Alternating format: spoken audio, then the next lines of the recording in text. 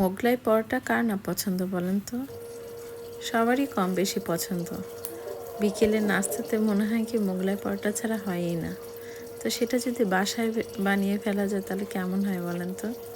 তো আমি আজকে মোগলাই পরোটা রান্না করেছি, তাও আবার একটা ডিম দিয়ে 2টা মোগলাই পরোটা। হ্যালো, আসসালামু আলাইকুম। কী অবস্থা সবার, কেমন আছেন? আশা করি সবাই ভালো আছেন। আমিও আলহামদুলিল্লাহ ভালো আছি। তো আমি আজকে মোগলাই পরোটা তৈরি করব, আশা করি আপনাদের সবারই ভালো লাগবে। তো প্রথমে আমি পেঁয়াজটা কুচি করে কেটে নেব।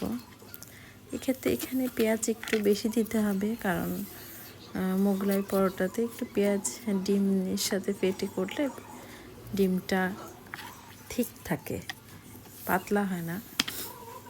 তো আমরা একটু পেঁয়াজের জন্য ভালোভাবে কুচি করে কেটে নেব। সুন্দরভাবে পেঁয়াজগুলো ছিলে সুন্দরভাবে কুচি করে কেটে নেব। আসলে বিকেলে নাস্তাতে মনে হয় কি স্ন্যাক্স হিসেবে ভাজা পোড়া ছাড়া আমরা অন্য কিছু ভাবতেই পারি না। আমাদের মনে হয় যে মানে ভাজা পোড়া অনেক ভালো লাগে। আসলে ভাজা পোড়া অতটা স্বাস্থ্যসম্মত না, তারপর কি করব বলেন তো? মুখরোচক খাবার বলে কথা, একটু খেতে তো হয়ই, বানতা হ্যাঁ নাকি? তো আমি ধনে পাতা কুচি করে নিয়েছি, 2টা কাঁচামরিচ কুচি করে নিয়েছি, পেঁয়াজ কুচি করে নিয়েছি, আর একটু কাবাব মশলা দিয়েছি, আর একটা ডিম দিয়ে দিয়েছি। কাবাব মশলা আপনারা চাইলে নাও দিতে পারেন, চাট মশলা দিতে পারেন। চাট মশলা ছিল না, কাবাব মশলা দিয়েছি। এখন ফেটে নেব, আলতো করে ফেটে নেব এভাবে।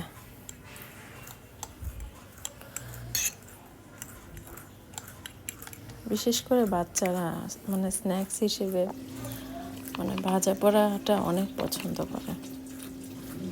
তা আমার কাছে আটাটা কাই করাই ছিল, ডো তৈরি করা ছিল। আপনাদের আমার আগের ভিডিওগুলোতে আপনারা দেখে নেবেন আটার ডো। আসলে আটার ডোটা এটা কোনো কিছুই না, এটা হচ্ছে পরোটা করার মতনই, যেরকম করে ডো তৈরি করে ওভাবেই তৈরি করে নেবেন, ঠান্ডা পানি, নর্মাল পানি দিয়ে।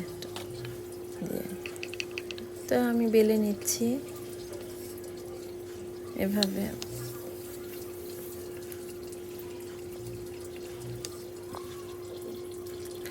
এখন ওই ডিমের পুরটা দিয়ে দিচ্ছি, দেখেন ঠিক এভাবে। আর আটাটা এমনভাবে বেলতে হবে, একেবারে বেশি পাতলাও হবে না, আবার একবারে অনেক মোটা তাও হবে না। বেশি মোটা হলে কিন্তু ডিমটা কাঁচা থেকে যাবে, আর বেশি পাতলা হলে কিন্তু আবার সেটা ভেঙে যাওয়ার সম্ভাবনা অনেক বেশি থাকে। তো এই দেখেন হয়ে গেছে কত সুন্দর। এখন আলতো করে আমি আরেকটা বানিয়ে দেখাচ্ছি আপনাদের। বলেছি তো একটা ডিম দিয়ে আমি 2টো মোগলাই করে দেখাবো। আর ডিমটা ডিমের অংশ দিয়ে আমি আমার চারিপাশে লাগিয়ে দেব যাতে না খুলে যায়। এভাবে এখন একে একে কড়াইয়ে তেল গরম আমি আগে থেকেই করে রেখেছিলাম, এখন আমি দিয়ে দিয়েছি। চুলার আঁচটা আপনারা একদমই মিডিয়াম লোতে রেখে দিবেন, কারণ আস্তে হিটেই হবে। তাছাড়া একটু মিডিয়াম টু হাই হিটে হলে দেখা যায় যে উপর থেকে ঠিকই ব্রাউন হয়ে গিয়েছে, দেখে মনে হবে তৈরি হয়ে গেছে, কিন্তু ভেতরে দেখা যাবে যে কাঁচা রয়ে গেল ডিমগুলো। এজন্য একটু লো হিটে করলেই ভালো।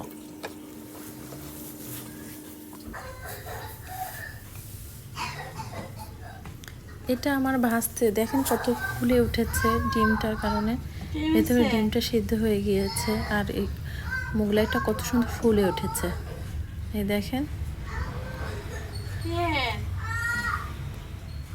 এই যে এইভাবে আমি আরেকটা করে দেখিয়ে দিচ্ছি। হ্যাঁ, এইভাবে। এই যে একটু আঁচটা বাড়িয়ে দিয়েছিল আমার মেয়ে, আমি কিন্তু লো হিটেই রেখেছিলাম, বাট কোনো প্রবলেম না, ও জানতো না। তো একটু হালকা ব্রাউন একটু বেশি হয়ে গিয়েছে, তারপরে বাট করে নিই, খেতে ভালো লেগেছে। তো আমি একটা কেটে আপনাদের সামনে দেখিয়ে দিব কেমন হয়েছে, দেখে নেন। এই যে দেখেন কতটা ফুলেছে, দেখছেন কত সুন্দরভাবে ফুলেছে। এই যে অনেক গরম, আসলে গরম অবস্থায় কেটেছি তো দেখা যায় এই ভাজা পোড়াগুলো আবার গরম গরম না খেলে টেস্টও লাগে না। ঠিক আছে, এই দেখেন অনেক মজার হয়েছে। ভেতরের পুরটা, ডিমের পুরটা আমি দেখিয়ে দিচ্ছি কেমন হয়েছে। একদমই দেখেন একদম সেদ্ধ হয়ে গিয়েছে, অনেক মজা হয়েছিল। এই দেখেন, এই যে অনেক খেতে অনেক মজা লেগেছে। সস, টমেটো সসের সাথে দিয়ে খাবেন কিংবা চায়ের সাথে খেতে পারেন বিকেলে। তো অনেক মজা হয়েছে। ভালো থাকবেন, পাশে থাকবেন, দোয়া রাখবেন। Thanks for watching. আল্লাহ হাফেজ।